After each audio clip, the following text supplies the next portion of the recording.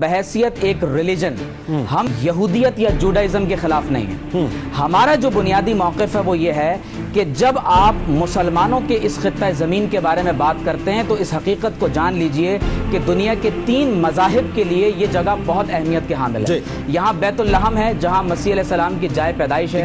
یہاں قبۃ مہدی عیسیٰ ہے جہاں عیسیٰ علیہ السلام کا جھولا یا وہ مقام جہاں وہ پیدائش کے بعد کھیلا کرتے تھے.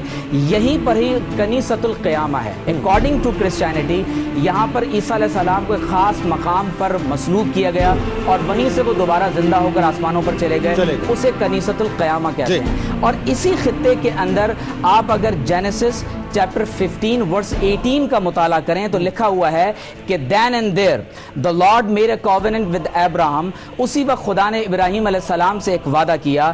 He said I promise to give your descendants all this land from the border of Egypt to the river of Euphrates. کہ خدا نے حضرت ابراہیم علیہ السلام سے یہ وعدہ کیا کہ میں آپ کی نسلوں کو دریائے نیل سے دریائے فرات تک کا ایک حصہ بطور حکومت عطا فرماؤں گا. نیل مصر میں ہے, فرات عراق میں ہے. قابل توجہ بات یہ ہے کہ اللہ تعالیٰ نے یہ پیشن گوئی ابراہیم علیہ السلام کی نسل میں حضرت اسماعیل علیہ السلام کی اولاد میں پوری فرما دی.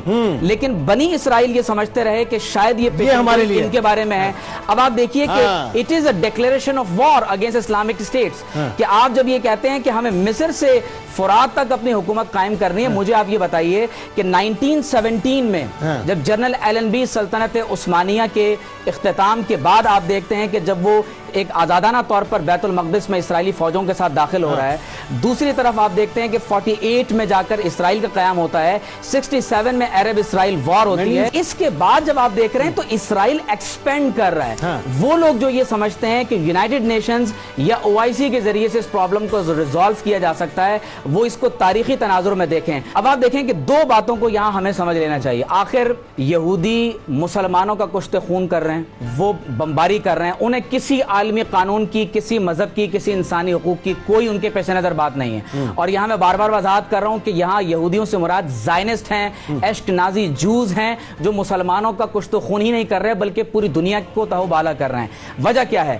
تالمود کے حوالے دینے کا میرے پاس اس وقت کیونکہ وقت نہیں ہے. قرآن میں اللہ نے فرمایا کہ ان کا عقیدہ یہ ہے لیس علینا فی الامیین سبیل. وہ کہتے ہیں کہ جو جینٹائلز ہیں, غیر یہودی ہیں, they are like animals, cattles. آپ ان کے ساتھ جو چاہیں کر سکتے ہیں. دوسری وجہ یہ ہے کہ مسلمان آج خاموش کیوں ہیں؟ حضور علیہ الصلوۃ والسلام نے فرمایا کہ قرب قیامت میں اطراف و اکناف عالم سے افواج میری امت پر حملہ آور ہوں گی اور وہ اس طرح سے ایک دوسرے کو دعوت دیں گے جیسے دسترخوان پر بھوکے لوگ ایک دوسرے کو دعوت دیتے ہیں. صحابہ نے پوچھا یا رسول اللہ کیا ہماری تعداد کم ہوگی؟ حضور علیہ السلام نے فرمایا کہ نہیں, تمہاری تعداد بہت زیادہ ہوگی لیکن تمہارے اندر وہن پیدا ہو جائے گا. یا رسول اللہ وہن کیا ہے؟ فرمایا حب الدنیا کراہیت الموت. فرمایا دنیا کی محبت اور آخرت کی شہادت کی ناپسندیدگی. 1 ارب 60 کروڑ سے زائد مسلمان ہیں, 60 لاکھ سے زائد مسلمانوں کے پاس ٹرپس موجود ہیں, اس کے باوجود مسجد اقصی جل رہی ہے. اور یقینی طور پر میں بس ایک آیت پڑھ کے میں اس بات کو مکمل کر رہا ہوں. اللہ تعالیٰ نے ارشاد فرمایا وَمَا لَكُمْ لَا تُقَاتِلُونَ فِي سَبِيلِ اللَّهِ. تمہیں کیا ہو گیا تم اللہ کے راستے میں قتال نہیں کرتے؟ وَالْمُسْتَضْعَفِينَ مِنَ الرِّجَالِ وَالنِّسَاءِ وَالْوِلْدَانِ الَّذِينَ يَقُولُونَ رَبَّنَا أَخْرِجْنَا مِنْ هَذِهِ الْقَرْيَةِ الظَّالِمِ أَهْلُهَا وَاجْعَل لَّنَا مِن لَّدُنكَ وَلِيًّا وَاجْعَل لَّنَا مِن لَّدُنكَ نَصِيرًا. یہ ہے وہ پالیسی جو پورے عالم اسلام کو اس وقت اختیار کرنی ہے. بالکل.